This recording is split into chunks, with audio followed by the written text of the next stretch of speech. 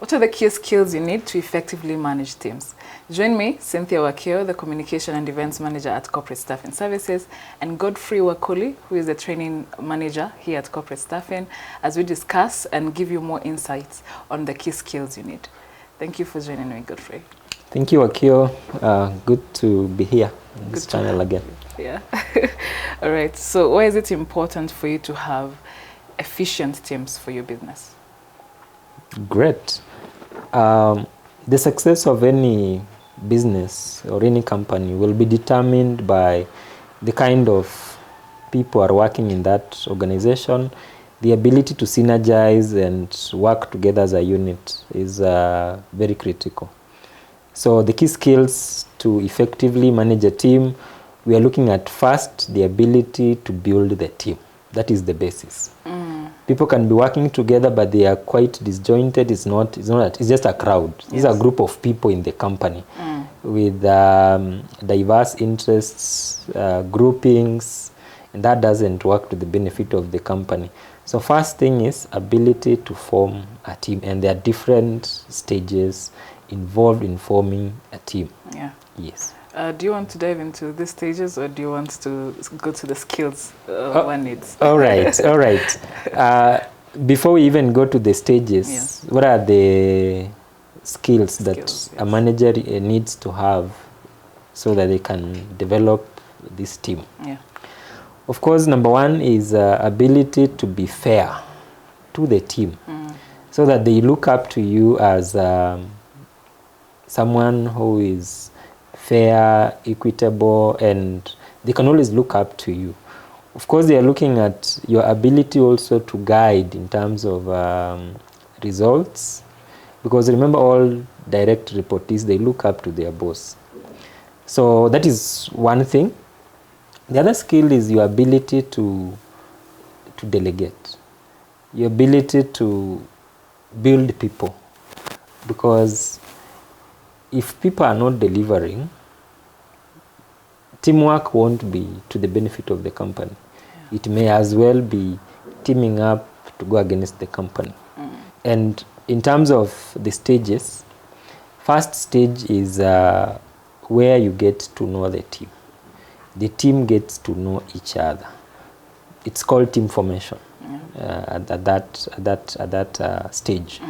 Next is when now you define what are the roles everyone is going to be doing. What are the job roles? What are the KPIs? And this is the norming stage. Yes. At this stage, we are looking at, as people adjust to each other, remember, people are very unique. So they will come with either stereotypes or perceptions, or they will bring their own interests into the business. So at this stage, your work as a manager is first to ensure that conflicts are resolved. You communicate the goals and objectives for everyone. You're able to set KPIs.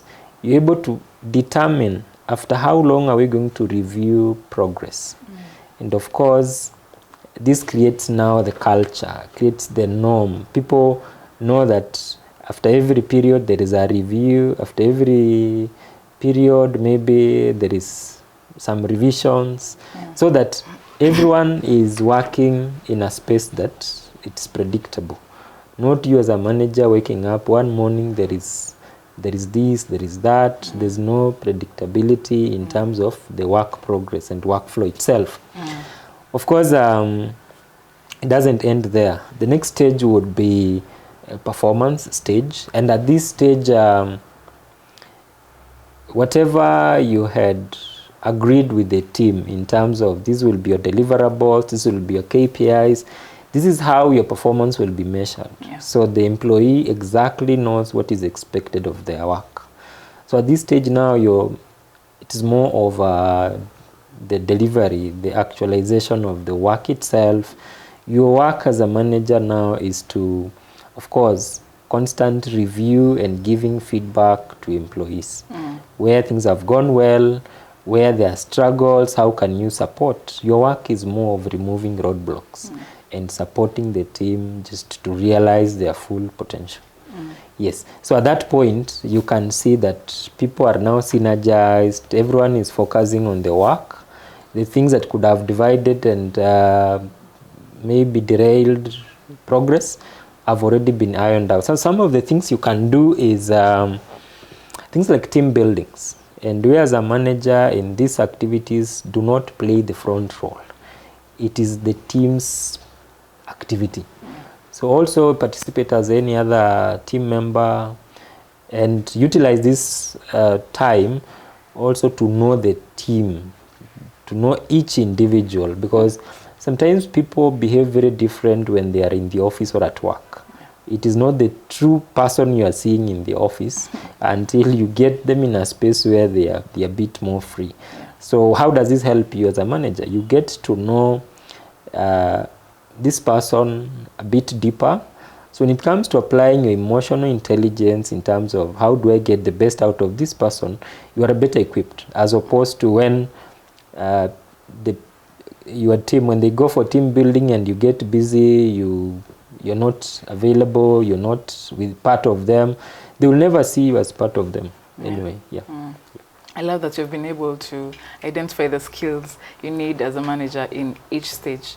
And I know you're passionate about leadership training, so yes, you could go on and on. Exactly. So which results do you expect to see when a manager applies these skills when managing their teams? Several things, Wakio. Of course, number one is that you will have a more motivated team, a team that is driven to deliver results for the business. You're also looking at building or enhancing the employer brand, that people look up to join your company because of the positive reviews they have heard from your employees comment about your company. Meaning, constantly the company is attracting great talent out there that can join and push the company forward.